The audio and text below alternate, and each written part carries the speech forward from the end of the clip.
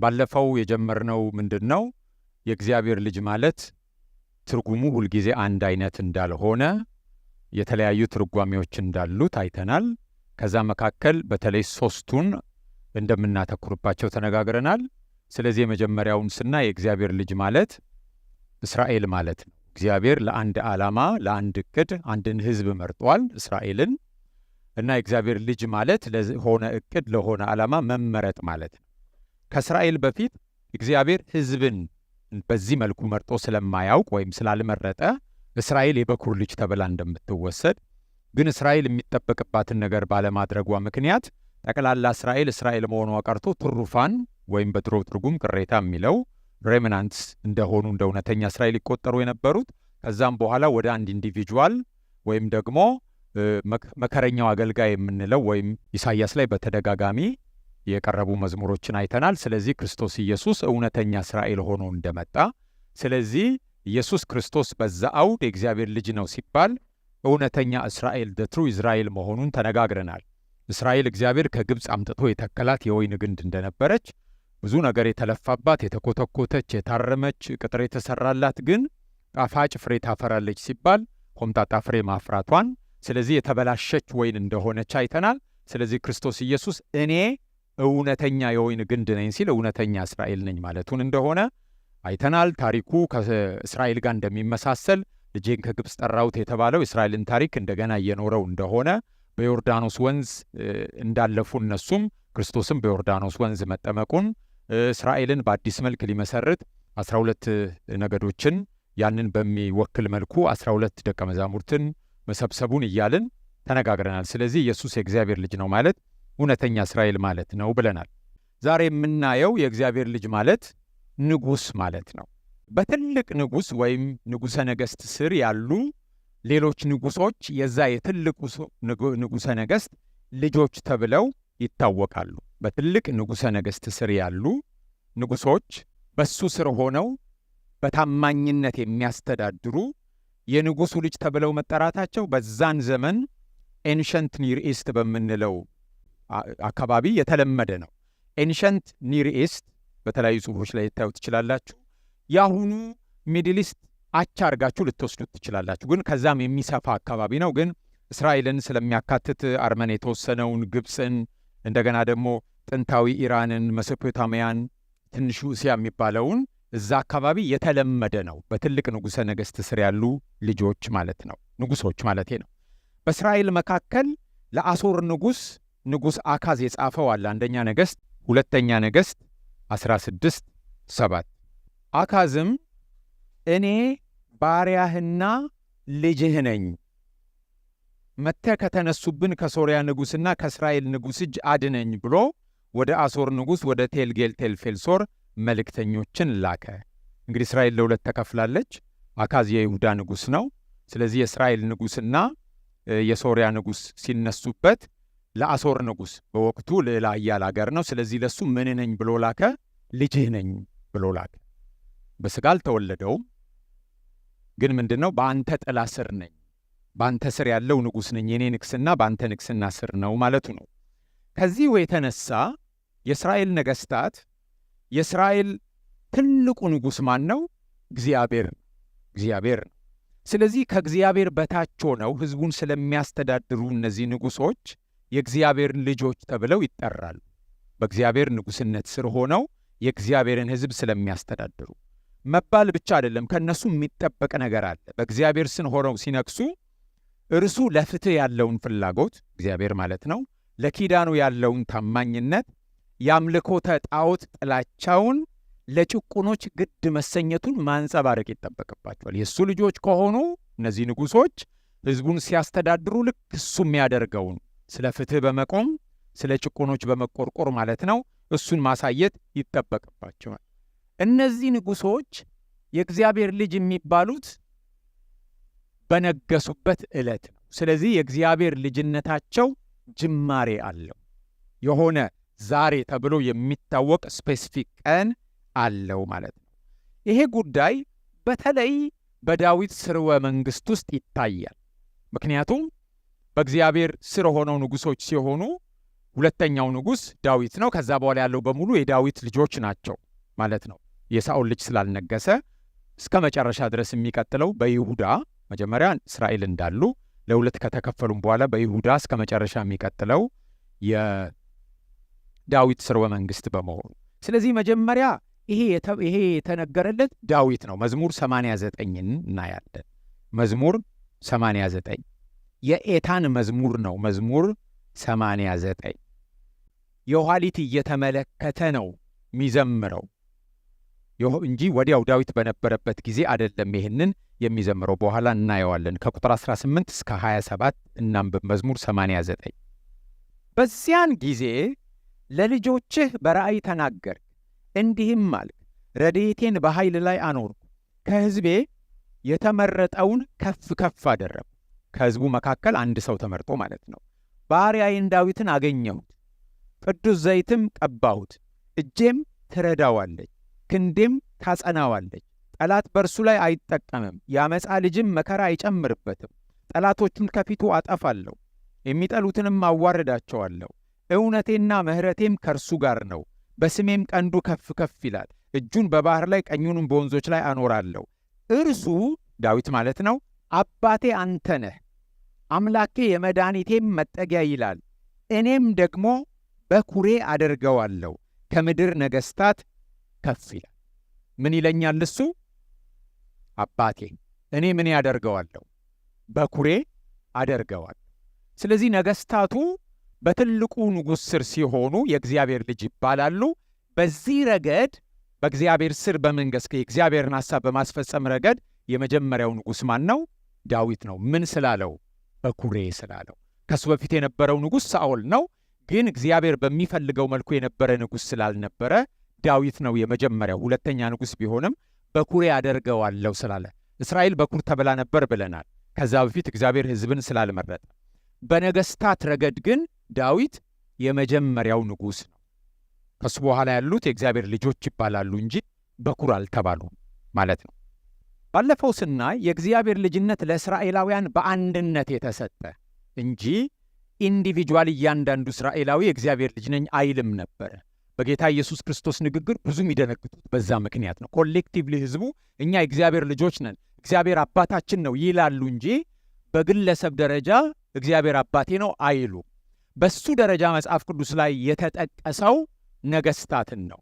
ነገሥታትም ቢሆኑ በድፍረት አይሉትም ይሄንን። ምክንያቱም እዚህ ቦታም ዳዊት አባቴ አላለም፣ እግዚአብሔር ነው አባቴ ይለኛል ያለው። ሪፖርትድ ስፒች ነው አይደል? እዚህ ጋር ኤታን ሲናገር ባሪያዬን አገኘሁት፣ ቀባሁት። ማን ነው እየተናገረ ያለው? እግዚአብሔር ነው። በኩሬ አደርገዋለሁ፣ እሱም አባቴ ይለኛል ብሎ እግዚአብሔር ነው እየተናገረ ያለው ማለት ነው። ከዳዊት ስርወ መንግሥት በኋላስ ይሄ ነገር ቀጥሏል ወይ? ዳዊት ብቻ ነው የእግዚአብሔር ልጅ የተባለው? ዳዊት የእግዚአብሔር ልጅ የተባለው በእስራኤልነቱ አይደለም፣ ከሕዝቤ መካከል የተመረጠውን ስለሚል ከሕዝቡ መካከል ተመርጦ ምን በመሆኑ ነው በኩር የተባለው? ንጉሥ በመሆኑ እንጂ ሌሎቹ ለምን አልተባሉ? በኩር ማለት የመጀመሪያ ነው። ሌሎቹ እስራኤላውያን በዚህ ረገድ አልተባሉ፣ ዳዊት ብቻ ነው። ግን ከዳዊት ቀጥሎም ይሄ ነገር ተብሏል ወይ ስንል ስለ ሰለሞን በጣም ተደጋግሞ ተነግሮናል። ለምሳሌ ሁለተኛ ሳሙኤል ምዕራፍ 7 ከቁጥር 12 እስከ 15 ከቁጥር 12 እስከ 15 ሁለተኛ ሳሙኤል ምዕራፍ 7 እግዚአብሔር ምን የሚል ተስፋ ሰጠው? ዕድሜህም በተፈጸመ ጊዜ ከአባቶችህም ጋር ባንቀላፋ ጊዜ ከወገብህ የሚወጣውን ዘርህን ከአንተ በኋላ አስነሳለሁ፣ መንግሥቱንም አጸናለሁ። እርሱ ለስሜ ቤት ይሠራል፣ የመንግሥቱንም ዙፋን ለዘላለም አጸናለሁ። እኔም አባት እሆነዋለሁ፣ እርሱም ልጅ ይሆነኛል። መርጬ ከልጆች መካከል አንዱን መርጠውና እሱ ለስሜ ቤት ይሠራል፣ እኔ አባት እሆነዋለሁ፣ እርሱም ልጅ ይሆነኛል። ልጄ ነው አይደለም የሚለው፣ ይሆናል ነው የሚለው። ምክንያቱም ሲነክሱ ነው ያ የሚሆነው። ይሄ ስለ ሰለሞን የተነገረ መሆኑን የምናውቀው ቀጥለን ስናነብ ስለ መሲሁ አይደለም። ክፉ ነገር ቢያደርግ ሰው በሚቀጣበት በትርና በሰው ልጆች መቅጫ ገስጸዋለሁ፣ ከፊቴም ከጣልኩት ከሳኦል እንዳራኩ ምሕረቴን ከርሱ አላርቅም። ዳዊት ይህንን ተናግሮት አይጠቅም። ይህን ትንቢት ዳዊት ተናግሮት አይጠቅም። ለምሳሌ አንደኛ ዜና ምዕራፍ 28 ከቁጥር 5 እስከ 7 ይደግመዋል። አንደኛ ዜና ምዕራፍ 28 ከ5 እስከ 7 እሱ ነው የሚናገረው።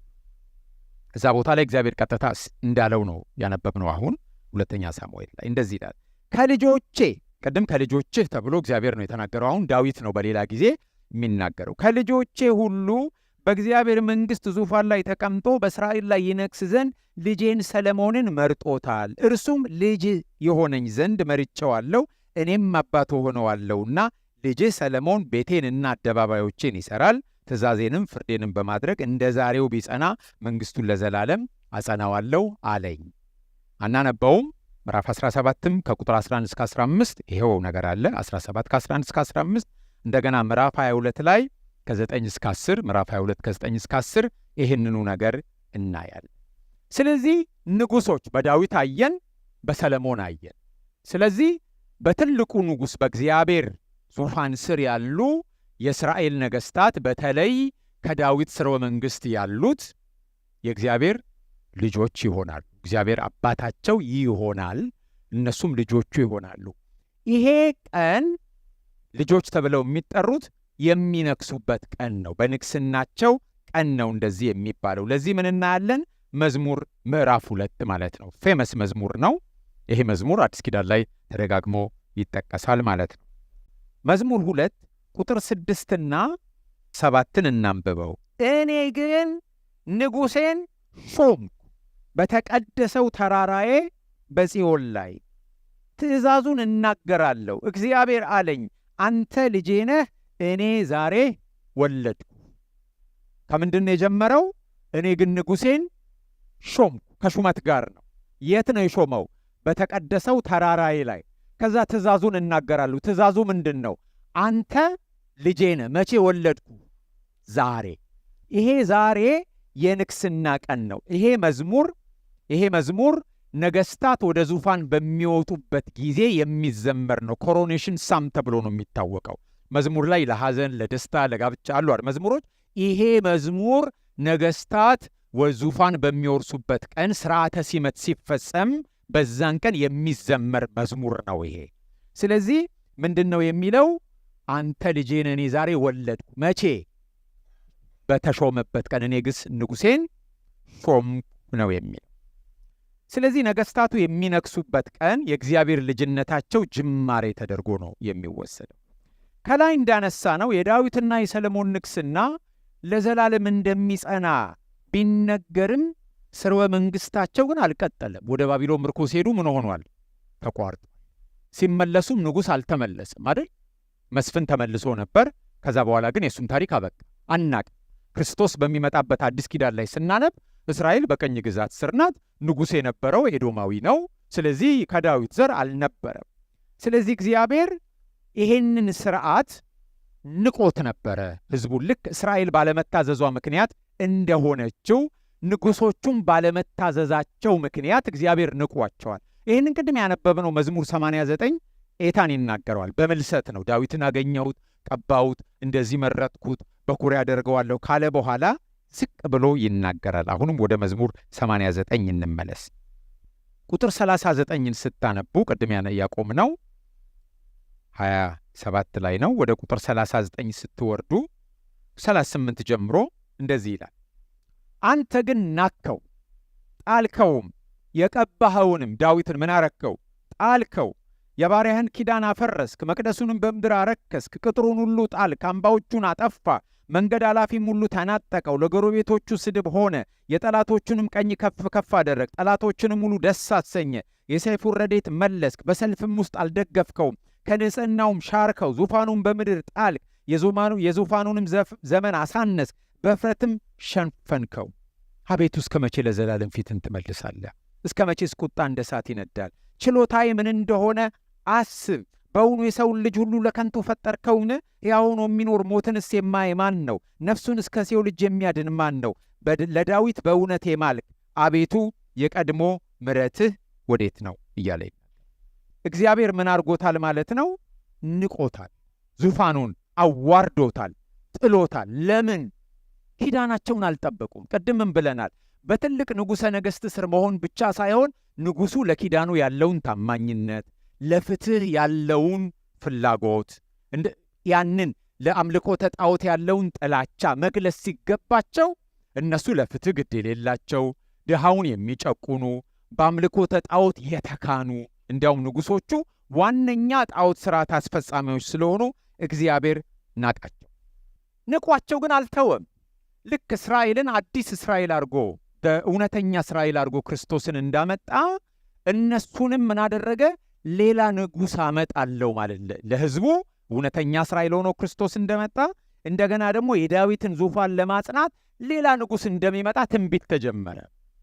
ለምሳሌ ከመምጣቱ ከ700 ዓመት በፊት ኢሳይያስ ምዕራፍ 9 ቁጥር 6 እስከ 7 እንደዚህ ይላል። ለገና የምንጠቅሰው ጥቅስ ነው። ሕፃን ተወልዶልናል፣ ወንድ ልጅም ተሰጥቶናል፣ አለቅነት በጫንቃው ላይ ነው ይላል። ከዛ ዝቅ ብሎ ምን ይላል? እስከ ዘላለም ድረስ በፍርድና በጽድቅ ያጸናውና ይደግፈው ዘንድ በዳዊት ዙፋን በመንግሥቱ ላይ አለቅነቱ ይበዛል፣ ለሰላሙም ፍጻሜ የለውም። የእግዚአብሔር ቅናት ይህን ያደርጋል። እነሱ ፌል ስላደረጉ ንጉሶቹ እግዚአብሔር እጁን አጣጥፎ አልተቀመጠም። የእግዚአብሔር ዕቅድ ሲበላሽ እግዚአብሔር ዝም ብሎ አይመለከትም አይደል? ዕቅዱ ይፈጸማል። እኛ ተባባሪ ባለመሆናችን እኛ እንጎድላለን እንጂ በታመኑ ሰዎች በኩል እግዚአብሔር ሐሳቡን ይፈጽማል። ከዳዊት ዘር የተመረጡት ነገሥታት እውነተኛ እረኛ ለሕዝቡ ስላልሆኑ እርባና ቢስ በመሆናቸው ሕዝቅኤል 34 ላይ እግዚአብሔር የሚናገረው ነገር አለ። ሕዝቅኤል 34 ስለ ሕዝቡ እረኞች በስፋት አይ ቲንክ ወደ 25 ጊዜ ተጠቅሷል።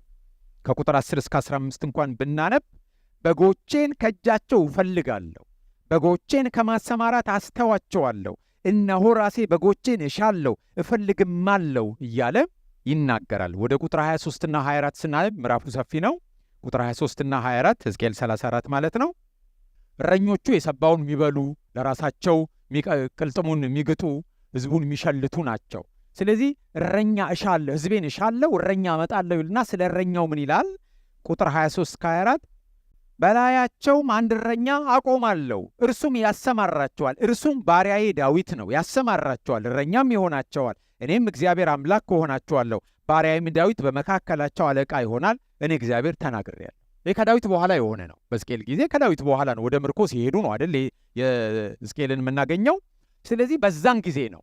ግን መሲሁ ማን እየተባለ ነው ማለት ነው? ዳዊት ወይም እየተባለ የሚነገረው ወይም የዳዊት ልጅ ተብሎ የሚነገረው ይሄ እረኛ፣ ይሄ ንጉሥ፣ ይሄ የእግዚአብሔር ልጅ ማን ነው? ክርስቶስ ኢየሱስ ነው። እና የዳዊት ልጅነቱ የተረጋገጠ ነው። ገና ወንጌላት ሲጀምሩ ለምሳሌ ማቴዎስ ራሱ በአዲስ ኪዳን ማቴዎስ ገና ምዕራፍ 1 ሲጀምር የዳዊት ልጅ አይደል የአብርሃም ልጅ ብሎ ነው የሚጀምረው። በጣም ብዙ ቦታ ላይ አዲስ ኪዳን ላይ ያለ። እንደገና ኢቭን አንዳንድ ህሙማን መፈወስ ፈልገው ሲጠሩት ማን እያሉ ነበር የሚጠሩት? የዳዊት ልጅ እያሉ ነው የሚጠሩት። ስለዚህ ምንም የዳዊት ልጅነቱ ላይ ጥያቄ የለው። በዚህ ረገድ የእግዚአብሔር ልጅ ሲባል ክርስቶስ ምን ማለት ነው? ንጉሥ ማለት ነው። ከዳዊት ዘር የመጣ በዳዊት ስርወ መንግሥት የመጣ ንጉሥ ማለት ነው የእግዚአብሔር ልጅ ማለት። በትንቢት አስቀድሞ ይሄ ተነግሯል። ሚክያስ ምዕራፍ 5 ቁጥር 2 አወጣጡ ከጥንት ጀምሮ ከዘላለም የሆነ በእስራኤል ላይ ገዥ የሚሆን ይወጣልኝ። አወጣጡ ከጥንት ከዘላለም የሆነ በእስራኤል ላይ ምን የሚሆን ገዥ የሚሆን ይወጣልኛል ተብሎ ተነግሮ ነበር። ሲፈጸምም መልአኩ ገብርኤል ወደ ቅድስት ድንግል ማርያም ሲመጣ በሉቃስ ወንጌል ምዕራፍ 1 ቁጥር 32 እና 33 ምዕራፍ 1 ቁጥር 32 እና 33 እንደዚህ ነው ያላት ሲያበስራት፣ እነሆም ትጸንሻለሽ፣ ወንድ ልጅም ትወልጃለሽ፣ ስሙንም ኢየሱስ ትይዋለሽ። እርሱም ታላቅ ይሆናል፣ የልዑል ልጅም ይባላል። ጌታ አምላክም የአባቱን የዳዊትን ዙፋን ይሰጠዋል፣ በያዕቆብም ቤት ላይ ለዘላለም ይነግሣል፣ ለመንግሥቱም መጨረሻ የለውም። የልዑል ልጅ ማለት የእግዚአብሔር ልጅ ማለት ነው። የልዑል ልጅ ማለት አዲስ ኪዳን ስታነቡ የልዑል ልጅ በኃይል ቀኝ ሲቀመጥ አይደል የእስራኤል ኃይል እየተባለ እግዚአብሔርን ስሙን በቀጥታ ላለመጥራት የአምላክን ስም በከንቱ አትጥራ ስለሚል በእንደዚህ አይነት ይጠራሉ። ስለዚህ የልዑል ልጅ ማለት የእግዚአብሔር ልጅ ነው። እዛው ሲያብራራው ምንድን ነው የሚለው? ጌታ አምላክ የአባቱን የዳዊትን ዙፋን ይሰጠዋል። ስለዚህ ይሄ የልዑል ልጅነት ወይም የእግዚአብሔር ልጅነት ከምን ጋር የተገናኘ ነው ማለት ነው? ከንግስናው ጋር የተገናኘ ነው። መሲሁ ንጉሥ እንደሚሆን እስራኤልም ታውቃለች። እነሱ ይጠብቁበት የነበረው መንገድ ነው እንጂ ንጉሥ እንደሆነ ያውቃሉ። ለምሳሌ ዮሐንስ ወንጌል ምዕራፍ 1 ቁጥር 49 ላይ ናትናኤልን ሰው ይዞት መጣ። ዮሐንስ 1:49 ላይ ናትናኤልን ሰው ይዞት መጣ። ከዛ ናትናኤልን አይቻለው አለው። ሳይመጣ በፊት እንዳየው ዛፍ ስር ነገረው። ከዛ በኋላ ናትናኤል አንድ ነገር አለ። መምህር ሆይ አንተ የእግዚአብሔር ልጅ ነህ፣ አንተ የእስራኤል ንጉሥ ነህ አይደል? የመጀመሪያ ቀናቸው ነው። በመጀመሪያ ቀን ዲዩ ቲንክ ናትናኤል የኢየሱስ ክርስቶስን አምላክነት ያወቀ? እንኳን እሱ ሌሎቹ ራሳቸው ያወቁት መቼ ነው? ከትንሣኤ በኋላ። በሂደት የሆነ ነገር ብልጭ ይልላቸዋል፣ ይደነቃሉ፣ ይናገራሉ፣ ይጠፋባቸዋል። እንደሱ እያለ በደንብ የገባቸው በኋላ የመጀመሪያ ቀን አንድ እስራኤላዊ እዛ ጋር ቆሞ የሚያዋራው ሰው አምላክ ነው ለማለት አያስኬድም። ግን ምን እያለው ነው? የእስራኤል ንጉሥ ነህ፣ የእግዚአብሔር ልጅ ነህ ሲለው ምን እያለው ነው? ንጉሥ ነህ ነው እያለ ያለው። የኢየሱስ ንግሥና በመጽሐፍ ቅዱስ ውስጥ በወንጌላት ውስጥ በተደጋጋሚ ተነግሯል። ሰብአ ሰገል ሲመጡ ምን እያሉ ነው የመጡት? ማቴዎስ 2:1-2 የተወለደው የአይሁድ ንጉሥ ወዴት ነው? ኮከቡን አይተን ልንሰግድለት መጥተናል፣ የተወለደው የአይሁድ ንጉሥ ብለው ነው የጠየቁ። በሆሳዕና ቀን ወደ ኢየሩሳሌም በአህያ ውርንጫ ላይ ተቀምጦ ሲመጣ ምንድን ነው ያሉት? እነሆ ንጉሥሽ የዋህ ሆኖ በአህያ ላይና በአህያይቱ ግልገል በውርንጫይቱ ላይ ተቀምጦ ወደ አንቺ ይመጣል። ምንሽ? ንጉሥሽ። ሕዝቡም ምን ይላሉ? በጌታ ስም የምትመጣ የአባታችን የዳዊት መንግሥት የተባረከች ናት። አራቱም ወንጌላት ላይ ይህንን ታገኛላችሁ። ስለዚህ አሁንም ንግሥናው ነው የተነገረው። ንግሥናው የተነገረው እኛ በምንጠብቀው መንገድ ብቻ አይደለም፣ ወይም አሁን በምናውቀው መንገድ ብቻ አይደለም። ኢየሱስ ወደ ጲላጦስ ቀርቦ ሲፈርድበት ሮማውያን ወታደሮች የሾህ አክሊል ወይም የሾህ ዘውድ በራሱ ላይ ጭነው፣ የሾህ ዘውድ ራሱ ምን ማለት ነው? ልክ ንጉሥ ሆኖ ዘውድ እንደ ጫና አድርገው፣ ግን እያላገጡ ስለሆነ ከምን የተሰራ ነው? ከእሾህ። ከዛ በእጁ ምን አስያዙት ይላል? የመቃ በትር፣ የሸንበቆ በትር። ምንድን ነው ሪፕሬዘንት የሚያደርገው? በትረ መንግሥት። ምን እያደረጉ ነው? እያላገጡ ምን ይሉት ነበር? የአይሁድ ንጉሥ ሆይ ሰላም ላንተ ይሁን። በተሰቀለበት መስቀል ላይም ከራስጌ የተጻፈ አንድ ጽሑፍ ነበር። ምን የሚል? የአይሁድ ንጉሥ፣ ይህ የአይሁድ ንጉሥ ነው የሚል ነበር የተጻፈው። አብረውት ከተሰቀሉት ሰዎች ወንበዴዎች አንዱ ማቴዎስ 27 እና ማርቆስ 15 ሉቃስ 23 ላይ እንደምናየው የእስራኤል ንጉሥ ከሆነ ማቴዎስ 27:42 አሁን ከመስቀል ይውረድ እኛም እናምንበታለን። መሲህ ከሆነ ማለታቸው ነው። መሲሁ ምን ስለሆነ? ንጉሥ ስለሆነ። መሲሁ ንጉሥ ስለሆነ የእስራኤል ንጉሥ ከሆነ ከመስቀል ይውረድ ማለት ንጉሡን ሊወርዳል ማለት አይደለም። ግን ማን ስለሆነ? መሲህ ከሆነ ማለታቸው ነው። የእስራኤል ንጉሥ ማለት መሲህ ወይም እግዚአብሔር ልጅ ማለት ነው። ስለዚህ ከጽንሰቱ ጀምሮ መልአኩ ገብርኤል ሲያበስራት ያለው ውልደቱ ላይ ሕፃን እያለ ሰብአ ሰገል መጥተው ሲነግሩት፣ ከዛም በኋላ ደግሞ ሲሰቀል ባለው ሂደት መካከል ሁሉ የምናየው ጌታችን ኢየሱስ ክርስቶስ ንጉሥ ነው፣ ግን ደግሞ የተዋረደ ውርደትና ነቀፋ የሚቀበል ንጉሥ ነው የነበረው። መዝሙረኛው ይህ እንደሚሆን ገና ድሮ ነበር ትንቢት የተናገረው። መዝሙር 2 ላይ እንመለሳለን። ዝነኛው መዝሙር ውስጥ መዝሙር 2 አሕዛብ ለምን ያጉረመርማሉ? ወይም በአዲስ ትርጉም አሕዛብ ስለምን ያሴራሉ? ሕዝቦች ስለምን በከንቱ ያድማሉ?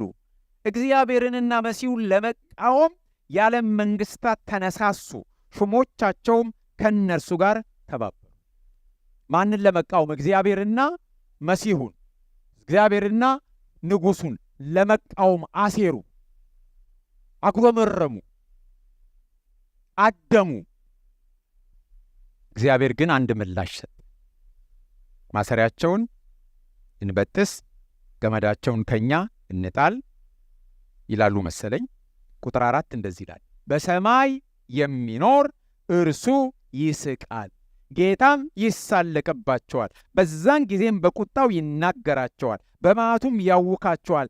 እኔ ግን ንጉሴን ሾም። ምላሹ ምንድን ነው? ለነሱ ማላገጥ፣ መሲሁን መቃወም፣ ለነሱ ሴራ ምላሹ ምንድን ነው? ንጉሴን ሾም። እግዚአብሔር አለኝ አንተ ልጄ ነህ፣ እኔ ዛሬ ወለድኩ፣ ለምነኝ፣ አሕዛብን ለርስት የምድርን ዳርቻ ለግዛት እሰጥሃለሁ፣ በብረት በትር ትጠብቃቸዋለህ፣ እንደ ሸክላ ሰሪቃም ትቀጠቅጣቸዋለህ እያለ ነው የሚቀጥለው። ስለዚህ ለነሱ ማሴርና ማላገጥ የእግዚአብሔር ምላሽ ምንድን ነው? መሲሁን ምን ማድረግ? መሾም። ከዛ ምን ማለት? አንተ ልጄ ነህ ማለት። ይሄ ጌታ ኢየሱስ ክርስቶስን እንደሚመለከት መጀመሪያ የምናገኘው ሐዋርያት ሥራ ምዕራፍ 4 ላይ ነው። አሕዛብን ለርስት እንደዚህ በብረት በትር ትቀጠቅጣቸዋለህ። ሐዋርያት ሥራ ምዕራፍ 4 ከቁጥር 24 እስከ 26 እናነባዋለን። ታገኛላችሁ። ጊዜ ለመቆጠብ እንለፈው፣ እዛ ላይ ታገኛላችሁ። ግን ክርስቶስ ኢየሱስ በዚህ መንገድ የነገሰው መቼ ነው? ማለት መጀመሪያም ንጉሥ ነው። ግን ምን አይነት ንጉሥ? የሚፌዝበት የሚላገጥበት ንጉሥ፣ በአህያ ውርንጭላ የሚቀመጥ ንጉሥ ነው። የእግዚአብሔር ምላሽ ግን በሰማይ የሚኖር እሱ ይስቃል፣ ይሳለቅባቸዋል። ምላሹ ምንድን ነው? ንጉሴን ሾም። መቼ? ዛሬ። እኔ ዛሬ ወለድኩ። ይሄ የሚናገረው ዛሬ ስለ መቼ ነው? መሲሁ የሚነግስበት ቀን መቼ ነው? ንጉሴን ሾምኩ ካለ በኋላ ነው ዛሬ ወለድኩ የሚለው። ስለዚህ ይሄ መቼ ነው ከተባለ መቼም ይሄ ንግስና ከክርስቶስ መለኮትነት ጋር የሚገናኝ አይደለም። ይሄ እግዚአብሔር ልጅነት። ምክንያቱም ለእግዚአብሔር ልጅነቱ ጅማሬ የለውም፣ ለአምላክነቱ ጅማሬ የለውም። የሚቀጥለው የምናየው ሶስተኛው የእግዚአብሔር ልጅነት ትርጉም እሱ ነው። ዛሬ በምናየው አውድ ውስጥ ሆነን ስናይ ግን ይሄ የእግዚአብሔር ልጅነት ምን አለው? ጅማሬ ቀን አለው። በንግስናው ላይ ነው፣ በንግስናው ጉዳይ ነው። ይሄ ቀን መቼ ነው? ዛሬ የተባለው መቼ ነው ካልን ጥያቄው መልስ የምናገኘው ሐዋርያት ሥራ ምዕራፍ 13 ላይ ሐዋርያው ጳውሎስ ይነግረናል። ይሄንን የሐዋርያው ጳውሎስ ስብከት ሐዋርያት ሥራ ምዕራፍ 13 ላይ አለ። ሐዋርያት ሥራ ምዕራፍ 13 ቁጥር 33 ይህን ተስፋ እግዚአብሔር በሁለተኛው መዝሙር ማለት መዝሙር 2 ማለት ነው። በሁለተኛው መዝሙር ደግሞ አንተ ልጄ ነህ እኔ ዛሬ ወለድኩ ተብሎ እንደተጻፈ ኢየሱስን አስነስቶ ለእኛና ለልጆቻቸው ፈጽሟል።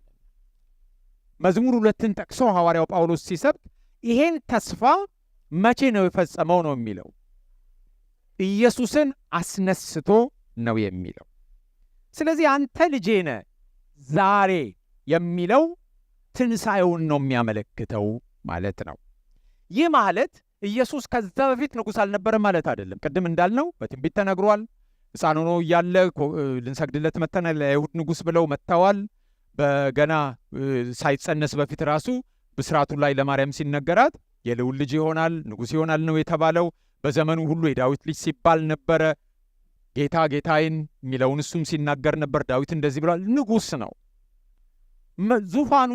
መስቀሉን ራሱ እኔ ወይ እንደ ዙፋን ልትወስዱት ትችላላችሁ ቢያስፈልግ። እዛ ላይ መስቀሉ ላይ ሆኖ ንጉሥ ነው።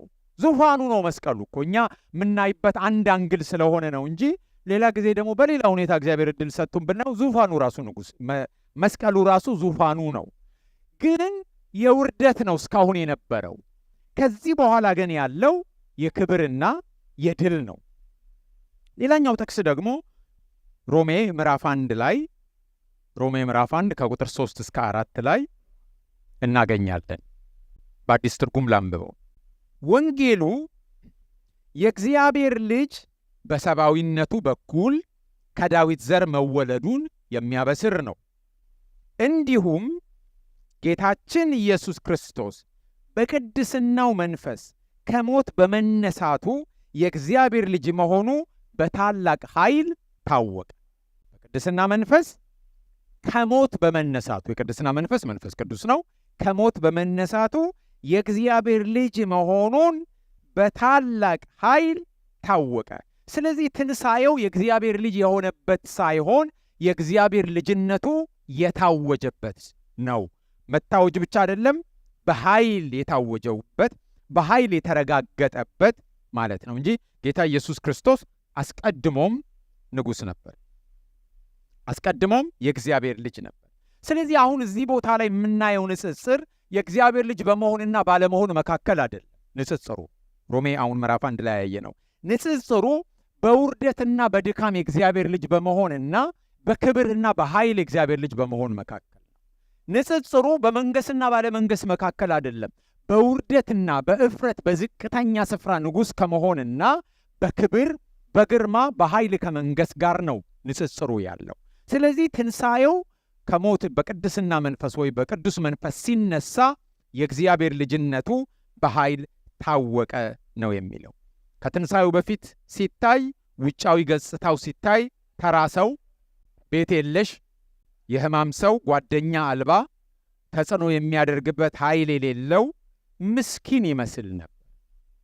ያኔ የእግዚአብሔር ልጅነቱ በውርደት እና በዝቅታ የሚታይ ነበር። አሁን በትንሣኤው ግን የእግዚአብሔር ልጅነቱ በኃይል ተገለጠ። ስለዚህ ትንሣኤው የእግዚአብሔር ልጅነቱ በኃይል የታወቀበት ወይም የእግዚአብሔር ልጅነቱ የተገለጠበት እንጂ ጌታ ኢየሱስ ለመጀመሪያ ጊዜ የነገሰበት አይደለም። አሁን ከትንሣኤው በኋላ ጌታችን የሚላገጥበት የሚፌዝበት ንጉሥ አይደለም። በአህያ ላይም የሚቀመጥ ንጉሥ አይደለም። በድል አድራጊ የጦር ፈረስ ላይ ነው የሚቀመጠው። ራእይ ላይ ስናየው በአምባ ላይ ፈረስ የተቀመጠ ነው አይደል? ንግግሩ የሚያስፈራ፣ ዓይኑ የሚያስፈራ፣ ልብሱ የሚያስፈራ ነው። በእግሩ ስር ወደቅሁ ብሎ ዮሐንስ ሲነግረን አሁን አህያ ውርንጭላ ላይ አይደለም የምናየው። የሚያሳድዱት የነበሩ ሐዋርያት ሥራ ላይ እንኳን ስናነብ እነ ሳውልን ያንበረከካቸው እንዴት አድርጎ ነው? በቀን ብርሃን፣ በፀሐይ ብርሃን፣ እኩለ ቀን ላይ ከፀሐይ ብርሃን የበለጠ የበረታ ብርሃን ለቆ ነው የተገናኘው። ስለዚህ አሁን ዝም ብለው እያሳደዱት እንደፈለጉ የሚያደርጉት ንጉሥ አይደለም። መዝሙር 2 ላይ እንዳለ እኔ ግን ንጉሴን ሾምኩ ካለ በኋላ ልጄ ነህ ካለ በኋላ ምንድን ነው የሚለው? አሕዛብን በብረት በትር ትገዛቸዋለህ፣ በኃይል ማለት ነው። ይሄ ራእይ ምዕራፍ 12 ቁጥር 5 ላይ፣ ምዕራፍ 19 ቁጥር 15 ላይ ይታያል። አሕዛብን በብረት በትር መግዛቱን መዝሙር 2:9 ላይ የተነገረው ራእይ ላይ ስለ ክርስቶስ እንደሆነ 12:5 እና 19:15 ላይ እናያለን። ስለዚህ አሁን ኢየሱስ የእግዚአብሔር ልጅነቱ በኃይል የታወጀና ንግሥናው በኃይል የተገለጠ ንጉሥ ነው። ስለዚህ በእነዚህ አገላለጦች ውስጥ የእግዚአብሔር ልጅ የሚለውን ስናይ አምላክ ነው ማለት ነሰሰሪሊ አይደለም። በእነዚህ ቦታዎች ኢየሱስ አምላክ ነው፣ ግን የእግዚአብሔር ልጅ ሲባል በዚህ አውድ ውስጥ በዚህ ኮንቴክስት ውስጥ ንጉሥ ማለት ነው። ንጉሥ፣ የዳዊት ዘር፣ የዳዊት ልጅ ንጉሥ ማለት ነው። ስለዚህ ኢየሱስ የእግዚአብሔር ልጅ ሲባል እውነተኛ እስራኤል ማለት ነው። በሌላ ጊዜ ደግሞ ምን ማለት ነው? ንጉሥ ወይም መሲህ ወይም የዳዊት ልጅ ማለት ነው። ለዛሬ ይበቃናል። ጌታ ቢፈቅድና ብንኖር የሚቀጥለው ጊዜ ደግሞ የእግዚአብሔር ልጅ ማለት አምላክ ማለት መሆኑን እናያለን። ስለዚህ ኢየሱስ ክርስቶስ በሁሉም ረገድ ነው የእግዚአብሔር ልጅ የሚሆነው። ከእኛ ጋር የሚጋራው የእግዚአብሔር ልጅነት አለ፣ እኛም የምንባልበት። የሚቀጥለው የምናየው ግን ፈጽሞ ማንኛችንም የማንጋራው የእሱ ብቻ የሆነውን ነው ማለት ነው።